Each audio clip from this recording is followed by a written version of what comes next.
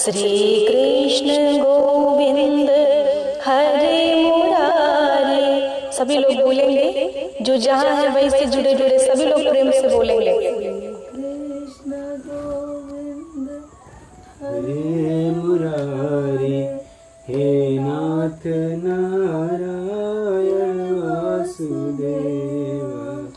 ब्रजनाथ स्वामी सखा हमारे, ब्रजनाथ स्वामी सखा हमारे, हे नाथ नारायण वासुदेव। श्री कृष्ण गोविंद हरे मुरारे, हे नाथ नारायण वासुदेव। राधे कृष्णा राधे कृष्णा राधे राधे कृष्णा कृष्णा राधे कृष्णा राधे कृष्ण कृष्ण राधे कृष्णा राधे कृष्णा राधे राधे कृष्णा कृष्णा राधे कृष्णा राधे कृष्णा राधे राधे कृष्ण कृष्ण। श्री कृष्ण गोविंद हरे मुरारे, हे नाथ नारायण वासुदेव। श्री कृष्ण गोविंद हरे मुरारे, हे नाथ नारायण वासुदेवा। विक्की पांडे, जय श्री हरि। आपको भी भैया जय सिया राम। और आज मेरा भी निर्जला एकादशी व्रत है, तो आप सभी के साथ जुड़ने का अवसर मिला। आप सभी साथ में जुड़ें, जल्दी जल्दी जुड़ जाएं, क्योंकि थोड़े समय ही आएंगे, फिर हम चले जाएंगे, तो इसलिए जल्दी आप सभी आएं।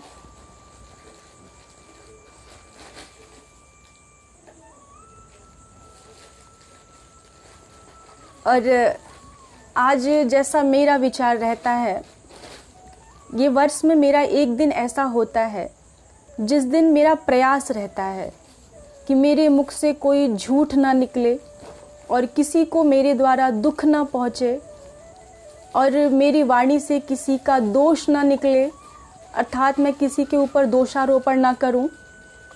वैसे तो प्रयास पूरे वर्ष होता है, किंतु जो गृहस्थाश्रम में है, झूठ कहीं ना कहीं झूठ हो ही जाता है, कहीं ना कहीं दोषारोपण हो ही जाता है, कहीं ना कहीं क्रोध आ ही जाता है।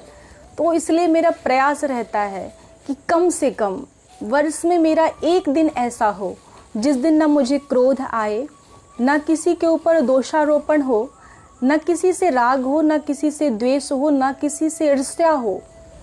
एक दिन वर्ष में मेरा ऐसा हो। और जहाँ तक आपको लगता होगा दीदी भी झूठ बोलती हैं, तो मैं आपको बताऊं कि झूठ गृहस्थाश्रम से जुड़ा हुआ व्यक्ति ऐसा कोई नहीं जो झूठ ना बोलता। और अगर कोई कहता है कि मैं झूठ नहीं बोलता, तो समझ जाइए सबसे पहला झूठ वो आपके सामने बोल रहा है। बाद के झूठ की बात तो बाद में है, लेकिन वो पहला झूठ आपके सामने ही बोल रहा है कि वो कभी झूठ नहीं बोलता। लेकिन आपको मैं बताऊं कि कई ऐसे स्थान हैं जहाँ पे आप झूठ बोलते भी हैं तो उसे झूठ कहा नहीं जाता, उसे झूठ की मान्यता नहीं दी जाती। जैसे आप किसी गरीब कन्या का अच्छा विवाह करा रहे हैं, तो वहाँ आप 2-4 झूठ बोलते हैं, तो उस झूठ की आपको छूट है। किसी ब्राह्मण की या गौ की रक्षा के लिए आप झूठ बोल देते हैं, तो वहाँ उस झूठ को झूठ की मान्यता नहीं दी जाती। अथवा किसी के मृत्यु की रक्षा आप करते हैं, किसी के प्राण की रक्षा आप करते हैं, मृत्यु होने वाली है, तो वहाँ अगर झूठ बोलने से प्राण रक्षा हो जाए तो उस झूठ को झूठ की मान्यता नहीं दी जाती, वहाँ झूठ के लिए छूट है। चिक्कू बाबा आपको भी राधे राधे। संदीप चौबे जी आपको जय सिया राम। चिक्कू भैया दुबेपुर से बहुत दिनों बाद आप भी आए, आपको भी बहुत बहुत शुभकामना। तो ऐसे कई स्थान हैं प्राण रक्षा हेतु, गौ ब्राह्मण की रक्षा हेतु, एवं किसी गरीब कन्या के विवाह हेतु, और कभी कभी पत्नी की प्रशंसा में भी झूठ बोलना हो तो वहाँ झूठ की छूट है। ऐसे स्थानों पे झूठ को झूठ की मान्यता नहीं दी जाती। तो गृहस्थाश्रम में जो जुड़े हैं उनको कहीं ना कहीं झूठ बोलना पड़ ही जाता है। इसलिए कोई एक दिन ऐसा हो, सप्ताह में प्रयास हो सके तो सप्ताह में हो जाए, नहीं होता तो मास में हो जाए, और अगर एक मास में भी नहीं हो पाता तो एक वर्ष में कोई ऐसा दिन हमारा हो जिस दिन हमारे मुख से झूठ ना निकले, राग ना हो, द्वेष ना हो, दोषारोपण ना हो, क्रोध ना आए, कोई एक दिन ऐसा हो। देवेंद्र भैया, आपको भी जय सिया राम। आपसे वार्ता नहीं हो पाया पूरे दिन, मौन व्रत था, अभी मौन व्रत संध्याकालीन आरती के बाद टूटा है, तो आप सभी से लाइव जुड़े हैं बात करने के लिए। संजय शर्मा जी, आपको भी जय सिया राम। एमपी से संजय शर्मा, धार एमपी। प्रशांत भैया, आपको भी जय सिया राम। सभी लोग जुड़े हैं जल्दी जल्दी, क्योंकि बहुत कम समय तक रहेंगे।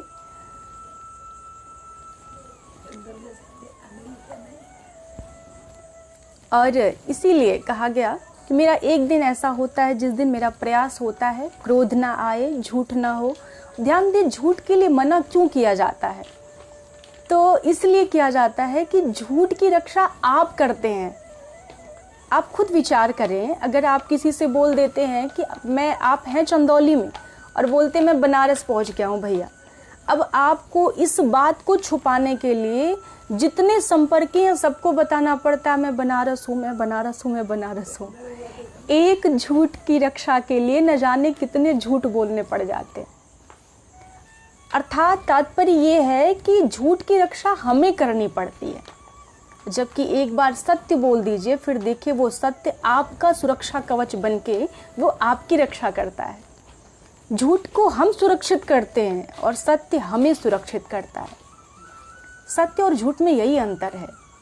इसलिए झूठ बस जिन स्थानों पे छूट है झूठ का, वही झूठ बोलना चाहिए, अन्यथा प्रयास रहे कि झूठ ना बोला जाए। तो आए, आज बड़ा ही परम रमणीय अवसर है, निर्जला एकादशी। तो आज के दिन जितना हो सके दान करें और जितना हो सके भगवत संकीर्तन करें, प्रभु को याद करें, प्रभु के सन्निकट रहें, और निराहार, जो निराहार हो सके निराहार, जो निर्जला हो सके वो निर्जला, और जो कुछ भी ना हो सके वो प्रभु को याद करें। जितना अधिक हो सके प्रभु का संकीर्तन करें, भक्ति करें, क्योंकि जहाँ तक मुझे लगता है भक्ति से बढ़ के कुछ भी नहीं। प्रभु की भक्ति जितनी की जाए, क्या बात है, सत्य न दूसरा धर्म समान। प्रशांत भैया जी, बहुत सुंदर। सत्य सबसे बड़ा धर्म है, क्योंकि सत्य स्वरूप ही भगवान का है ना, सत्यम परम धीमहि। प्रभु का स्वरूप ही सत्य स्वरूप है, सच्चिदानंद रूपाय, सच्चित आनंद। सब जगह लिखा गया प्रभु सत्य स्वरूप है।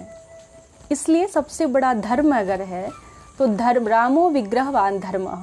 प्रभु धर्म है, प्रभु सत्य है, इसलिए सत्य और धर्म दोनों एक हैं। धीरज पांडे जी, बिल्कुल आप सभी लोग जुड़े रहें और ऐसे कुछ वार्ता होगी। तो इसलिए कहा कि हमारे जीवन में भक्ति हो, और भक्ति में कुछ शर्त है, कुछ कंडीशन है। वो क्या है? का भक्ति में स्नेह हो। हमारे जीवन में हम 3 वस्तु मांगते हैं, जो भक्त होते भगवान के वो 3 वस्तु मांगते हैं। क्या क्या? का भक्ति, ज्ञान और वैराग्य। लेकिन इन तीनों के साथ एक एक कंडीशन लगे हुए हैं, एक एक शर्त लगे हुए हैं। भक्ति जीवन में आ तो जाती है, लेकिन एक वो केवल आडंबर का विषय बन के रह जाती है, केवल वो दिखावा, केवल औपचारिकता का विषय बन के रह जाती है।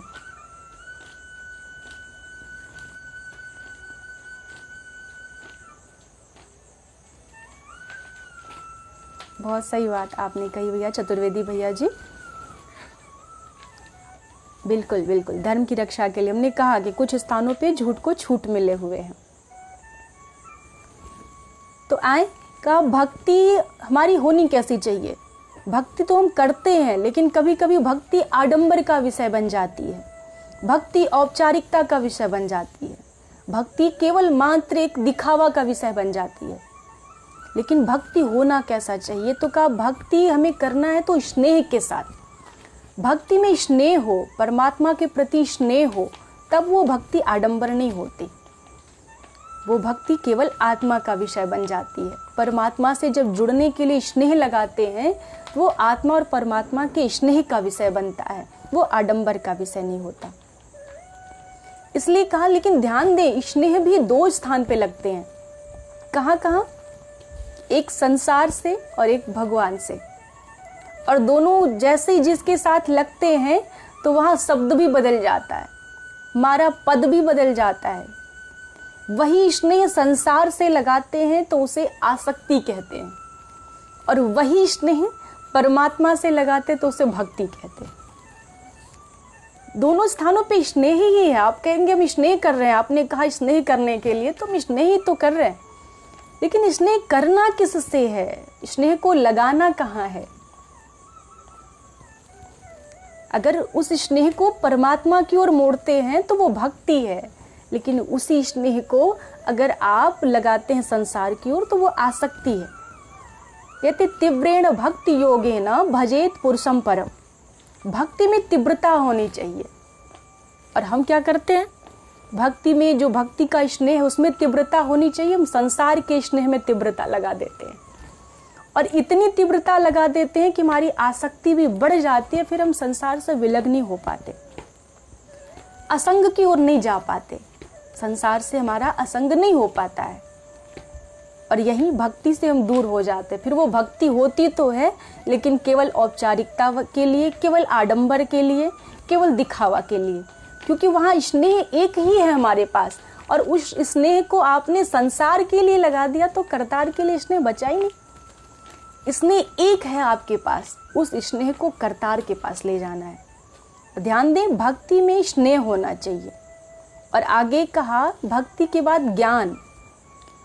ज्ञान बहुतों के पास है, बहुत, लेकिन उस ज्ञान में अगर समझ ना हो तो वो ज्ञान फिर हमारे विनाश का द्योतक बन जाता है। हम सदैव यत्नरत रहें, सदैव ये इस प्रयास में रहें कि हमारा जो ज्ञान है वो विनाशकारी ना हो, क्योंकि ज्ञान बहुत बड़े बड़े संत हैं, लेकिन ज्ञान को धारण तो किए हैं, लेकिन उस ज्ञान में समझ नहीं है। ज्ञान को कहाँ उपयोग करना है, ध्यान देना। कभी कभी बहुत बड़े संत बहुत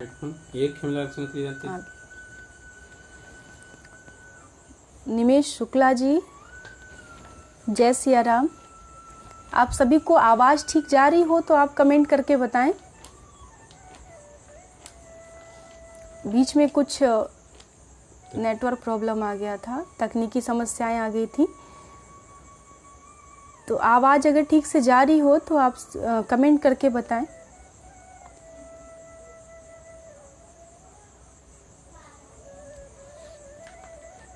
और जल्दी जल्दी जुड़े।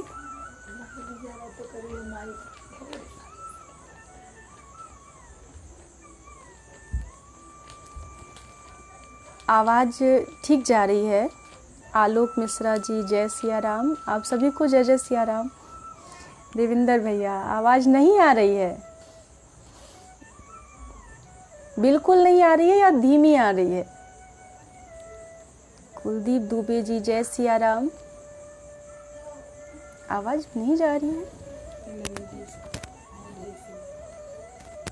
इसको निकाल दें क्या?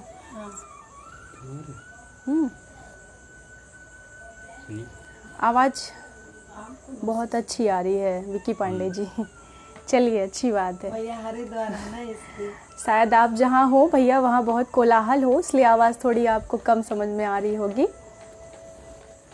आप हरिद्वार में हैं तो वहाँ थोड़ा कोलाहल होगा, गंगा मैया का प्रवाह चल रहा होगा, तो उनकी कलकल छलछल धारा में आपको मेरी आवाज़ थोड़ी कम सुनाई दे रही होगी। जी तिवारी जी, जय श्री राधे राधे कृष्णा। आए हम अपनी दूसरी विषय वस्तु की ओर चलते हैं। का भक्ति में स्नेह हो, ज्ञान में समझ हो। ज्ञान हमारे पास बहुत हो जाए, लेकिन वो संसार के हित में ना लगे, परमार्थ में ना लगे, केवल स्वांतः सुख के लिए हो, तो फिर वो ज्ञान कभी कभी अहंकार को उपजा देता है, अहंकार उत्पन्न कर देता है।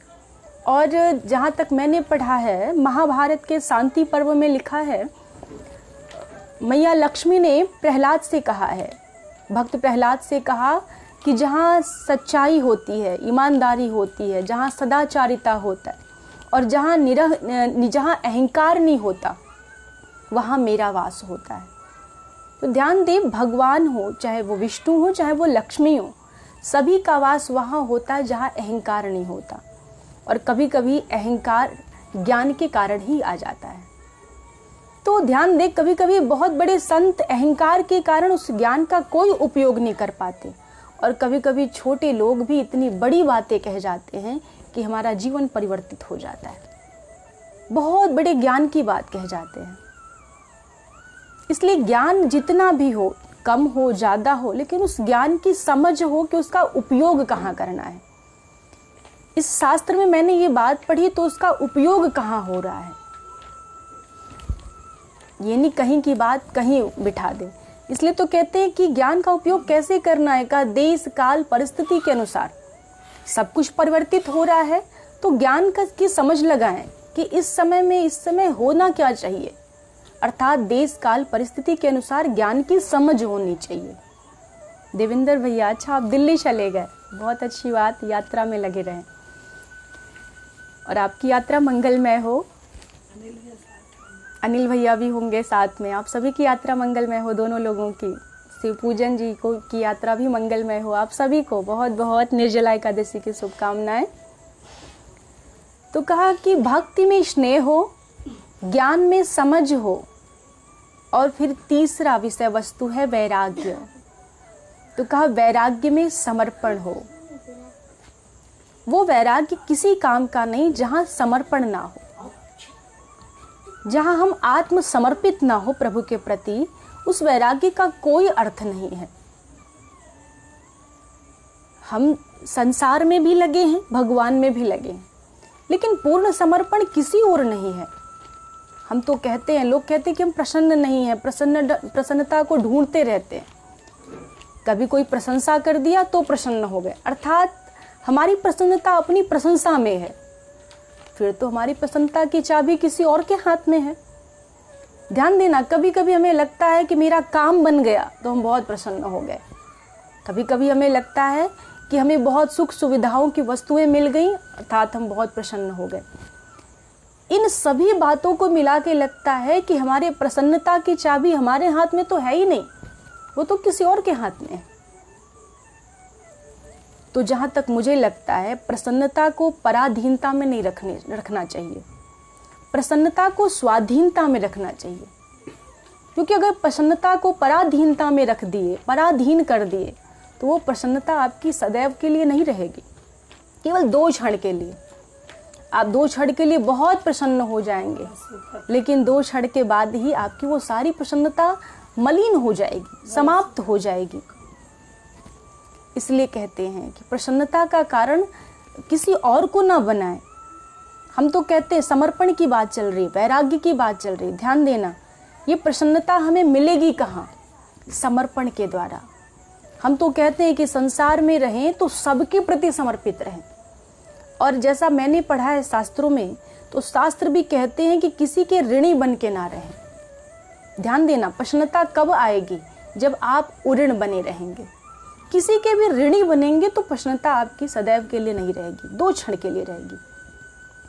हिमांशु पाठक जी, राधे राधे। जमुना भैया, आपको भी जय सिया राम। अभिषेक पाठक जी, बिल्कुल बहुत सुंदर। धर्म न दूसर सत्य समाना, आगम निगम पुराण बखाना, बहुत सुंदर। आपको भी भैया जय सिया राम। इसलिए कहते हैं कि प्रसन्नता को कहाँ लगाना है? कहा स्वाधीनता, अर्थात अपने मन के अधीन। और ये कब होगा? जब हम ऋणी नहीं होंगे किसी के, सबके प्रति समर्पित हो। कैसे? कहा माता पिता ने जो हमारे प्रति किया, तो आप उनकी सेवा करके, उनके प्रति समर्पित होके उनसे उऋण हो जाए।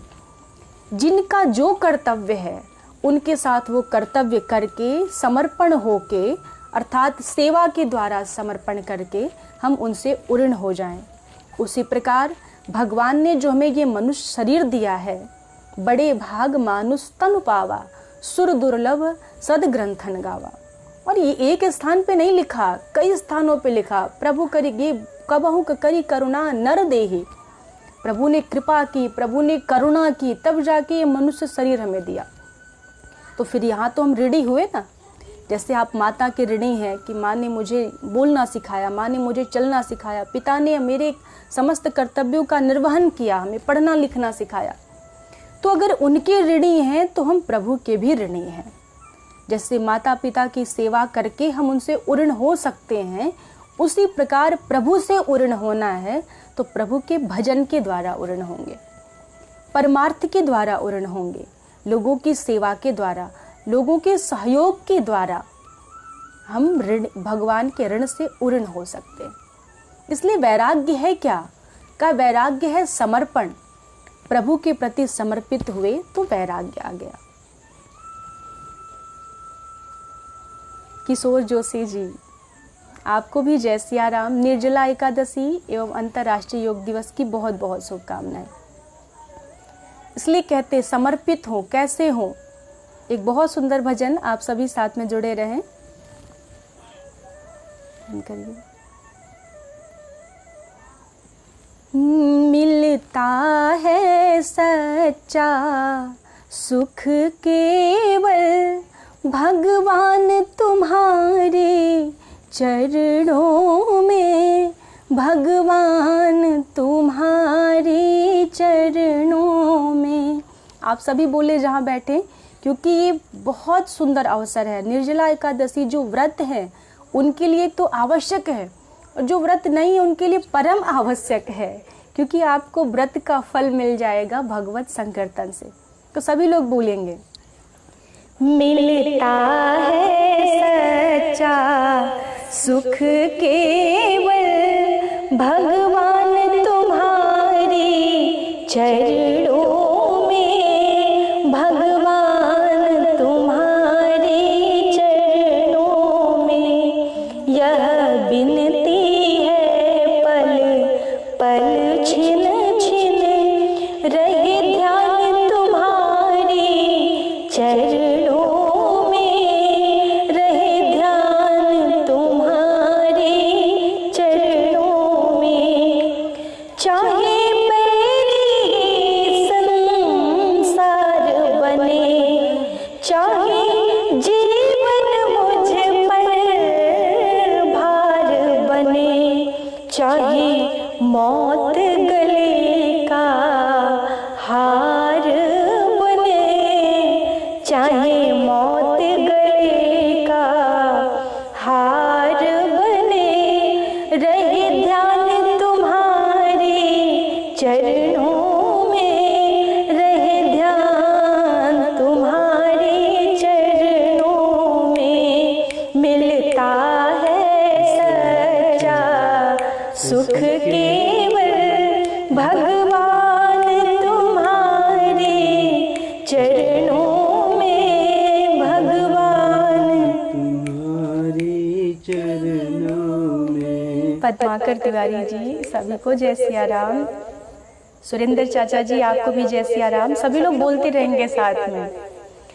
चाहे कांटों पे मुझे चलना हो, चाहे कांटों पे मुझे चलना हो, चाहे अग्नि में मुझे जलना हो, चाहे अग्नि में मुझे जलना हो, चाहे छोड़ के देश निकलना हो, चाहे छोड़ के देश निकलना हो, रहे ध्यान तुम्हारे चरणों में, रहे ध्यान तुम्हारे चरणों में। मिलता है सच्चा सुख केवल भगवान तुम्हारे चरणों में, भगवान तुम्हारे चरणों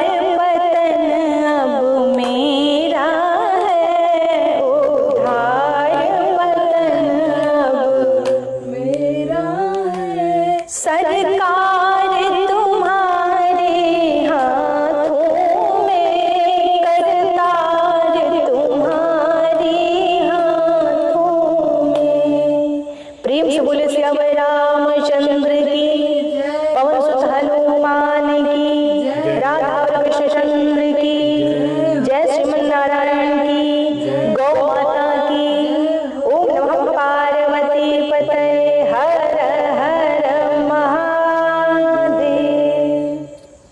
प्रकाश भैया आपको भी जय सिया राम। आचार्य श्री पीएन शुक्ला जी आपको भी जय श्री राधे। एवं हिमांशु पाठक जी, समय नहीं रहता, कभी समय मिला तो फिर हम लाइव आएंगे, और बीच बीच में कभी कभी समय मिलता है तो लाइव आते रहते हैं। और आज निर्जला एकादशी का व्रत भी है, तो अच्छा लगा आप सभी के साथ जुड़ के। और बहुत हम तो सोचे थे केवल 10 मिनट तक रहेंगे, लेकिन समय कुछ ज़्यादा ही हो गया। आप सभी जुड़ते गए और वार्ता बढ़ती गई। तो ध्यान दें, जिस विषय पे वार्ता मेरी थी, भक्ति, ज्ञान और वैराग्य, अर्थात भक्ति में स्नेह हो परमात्मा के प्रति, स्नेह संसार के प्रति नहीं। भक्ति में स्नेह और ज्ञान में समझ। ज्ञान में समझ नहीं होगा तो वो ज्ञान विनाशकारी होगा। अर्थात ज्ञान को लगाना कहाँ है, नहीं तो अन्यथा फिर वही होता है जो अर्जुन ने कहा, प्रभु ज्ञान दे के सबके पास है। ऐसा नहीं कि हम ज्ञान दे रहे हैं तो ही आपके पास ज्ञान जा रहा है, ज्ञान सबके पास है। बस अर्जुन की बात वही याद आती है। अर्जुन ने कहा, प्रभु जानामि धर्मम न च मे प्रवृत्ति और जानामि अधर्मम न च मे निवृत्ति। अर्थात मैं धर्म को जानता हूँ लेकिन प्रवृत्ति में आता नहीं है, और अधर्म को भी जानता हूँ लेकिन उससे निवृत्ति हो नहीं पाती है। और वही हमारे साथ भी होता है। धर्म अधर्म सबको हम जानते हैं, लेकिन वो प्रवृत्ति में आ नहीं पाते। धर्म आ नहीं पाता और अधर्म से निवृत्ति नहीं हो पाता, अर्थात अधर्म जान नहीं पाता, अधर्म को हम छोड़ नहीं पाते। तो कभी कभी जैसे श्री हरि कृष्ण पार्थ के लिए गुरु बन गए और अधर्म से निवृत्ति हो गया, ठीक उसी प्रकार हम सबको सुनते हैं और सबकी वाणी में उसी श्री हरि कृष्ण की वाणी को ढूंढते हैं कि कभी किसी के अंदर उस कृष्ण की वाणी हमें भी मिल गई तो हमारे अंदर से भी अधर्म की निवृत्ति हो जाएगी और धर्म में हम भी तल्लीन हो जाएंगे। कभी ऐसे गुरुदेव की वाणी हमारे जीवन में आ जाएगी। तो हम हर किसी में उसी श्री हरि कृष्ण को ढूंढते रहते हैं, उसी नारायण की वाणी को ढूंढते रहते हैं। इसी प्रकार ज्ञान में समझ हो और वैराग्य में समर्पण हो। हमारा वैराग्य हमें समर्पित करना सिखाए, प्रभु के प्रति आत्मसमर्पण हो। ये नहीं केवल आडंबर हो, केवल दिखावा हो। प्रसन्नता तभी मिलेगी जब हम समर्पित होंगे,